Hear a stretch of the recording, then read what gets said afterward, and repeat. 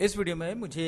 कुछ साबित करना है और उसको साबित करने के लिए मैं शुरू यहाँ से कर रहा हूँ कि मेरे पास अगर कोई सी भी ट्राइंगल हो, जो आर्बिट्रेरी ट्राइंगल मैंने बनाई है, मैं इस ट्राइंगल को इस तरीके से बना सकता हूँ कि ये किसी बड़ी ट्राइंगल की मीडियल ट्राइंगल हो, यानी कि इसका हर वर्टेक्स जो है इस ट्राइंगल का एक बड़ी ट्राइंगल के हर साइड के मिड पॉइंट को टच करता हो या मिड पॉइंट हो। तो इसको बनाने के लिए, इसको मीडियल ट्राइंगल, एक बड़ी ट्राइंगल का बनाने के लिए सबसे पहले मैं क्या करूंगा, मैं इस पॉइंट से एक लाइन गुजारूंगा जो कि इस साइड से पैरेलल होगी। इस वाली, इसको मैंने गुलाबी रंग दिया है, इससे पैरेलल मैं एक लाइन गुजारूंगा। और हमें पता है कि ज्योमेट्री में हम ऐसा कर सकते हैं, कोई किसी भी एक लाइन से पैरेलल दूसरी लाइन हम बना सकते हैं।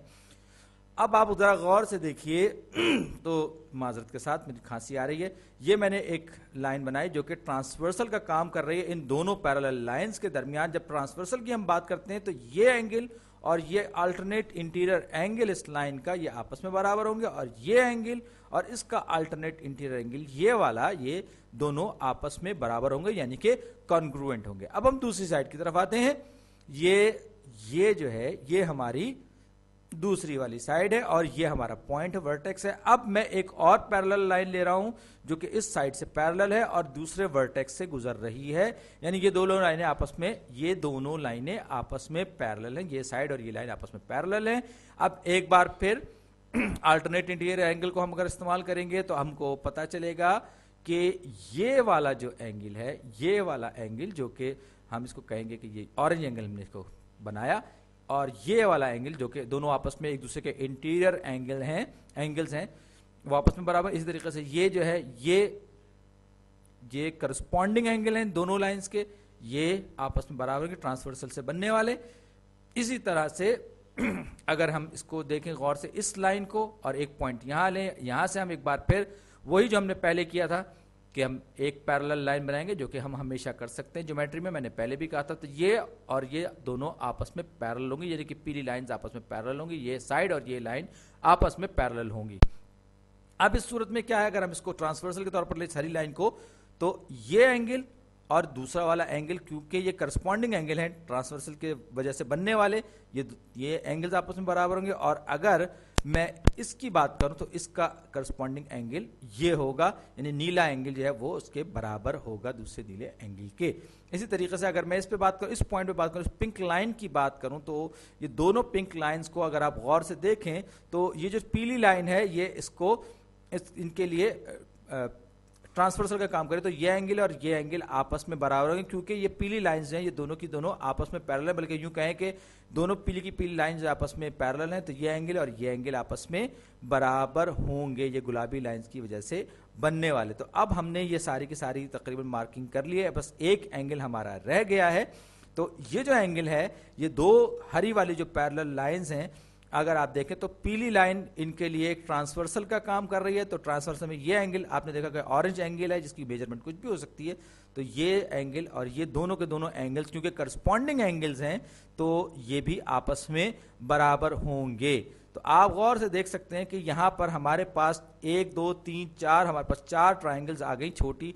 चार छोटी ट्राइंगल्स हमारे पास बन गई, जिनसे मिलकर एक बड़ी ट्राइंगल बन रही है। और ये चारों की चारों ट्राइंगल्स हैं, इनके तीनों के तीनों एंगल्स आपस में बराबर, यानी हमें कम से कम ये पता चल गया कि ये सिमिलर ट्राइंगल्स हैं, क्योंकि सिमिलैरिटी प्रूव करने के लिए हमें किसी भी दो ट्राइंगल्स, कोई सी भी दो ट्राइंगल्स में हमें सिर्फ दो एंगल्स चाहिए होते हैं, यहाँ हमें तीनों के तीनों एंगल्स बराबर मिल रहे हैं। तो अब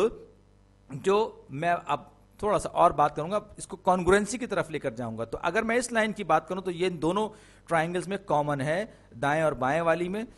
और ये एंगल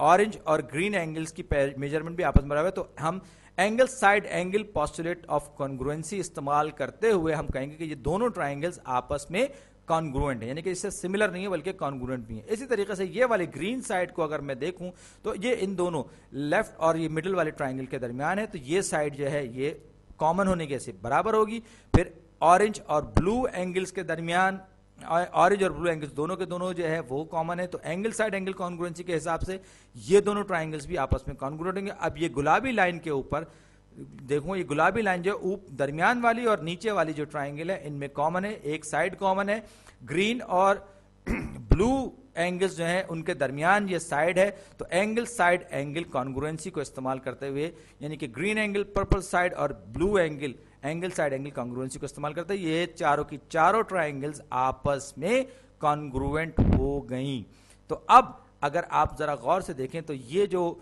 हमारे पास ये जो साइड्स हैं, ये ब्लू एंगल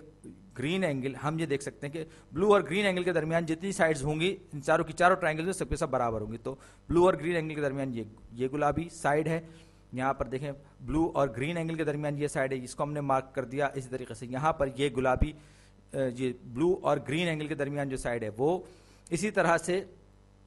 ये इसको मैंने कहा ए, ये पॉइंट ए है, तो मैं ये कहूँगा कि अगर ये पॉइंट ए है और ये जो पॉइंट ये बी और ये वाला पॉइंट सी है, तो मैं ये कहूँगा कि लाइन बी सी के लिए पॉइंट ए जो है वो मिड पॉइंट है। तो हमने इसको बनाया ही कुछ इस तरीके से। अब हम एक और तरफ जाते हैं। ये जो लाइन है, इस लाइन की अगर मैं बात करूँ, ये ऑरेंज और ब्लू एंगल के दरमियान, तो ये सब आपस में बराबर होंगे। ऑरेंज और ब्लू एंगल के दरमियान वाली जितनी भी साइड्स हैं आपस में बराबर होंगी लंबाई में। तो मैं ये कहूँगा, अब मैं एक बार फिर लेबलिंग कर दूं, मुझे पहले कर देनी चाहिए। तो ये पॉइंट अगर डी है और ये पॉइंट ई है, तो मैं ये कहूँगा कि पॉइंट डी जो है लाइन बी एफ का या साइड बी ई का मिड पॉइंट है। इसी तरीके से ए डी जो है की बात करूँ तो ये ऑरेंज और ग्रीन के दरमियान जितनी साइड्स होंगी इनकी लेंथ आपस में बराबर होगी। तो ये पॉइंट एफ अगर मैं कहूँ तो बना दूं, उसको नाम पॉइंट एफ दे दूं, मैं कहूंगा कि साइड सी ई का मिड पॉइंट जो है वो पॉइंट एफ है। तो इस तरीके से मैंने कोई भी आर्बिट्रेरी ट्राइंगल ली, जिसको मैंने कहा कि ये ट्राइंगल ए डी एफ है, और इसके मदद से मैंने क्या कहा, मैं हमेशा कंस्ट्रक्ट कर सकता हूं, मैं बना सकता हूं किस तरह की ट्राइंगल, जिसको मैंने ट्राइंगल बी सी ई कहा, इस तरह से, सो दैट इस तरह से बना सकता हूं कि ट्राइंगल ए डी एफ जो है वो ट्राइंगल बी सी ई की मीडियल ट्राइंगल होगी। याद रखिए, मीडियल ट्राइंगल कौन सी ट्राइंगल होती है, जो मिड पॉइंट्स को आपस में, किसी भी ट्राइंगल के सारी की सारी साइड्स के मिड पॉइंट्स को आपस में मिलाने से बनती है। तो ट्राइंगल ए डी एफ जो है वो ट्राइंगल बी सी ई की मीडियल ट्राइंगल है। और इस फैक्ट को इस्तेमाल करते हुए आप जो है मुझे पता चल गया कि मैं न सिर्फ ये कि ऐसी ट्राइंगल बना सकता हूं